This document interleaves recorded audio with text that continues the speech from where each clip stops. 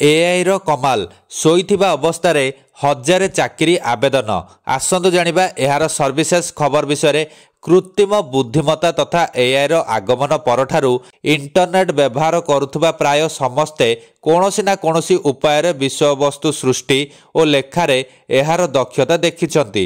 AI उपकरण लोकमानंकु चाकरी आवेदन रे भी सहाय्य करिथाए। तेबे एआई व्यवहार को परवर्ती स्तर को नहीं जड़े व्यक्ति शोइथिबा समय रे हजार चाकरी पई आवेदन करि पारिछंती। एथिरु तांको अविश्वसनीय फलाफल भी मिलिथिला।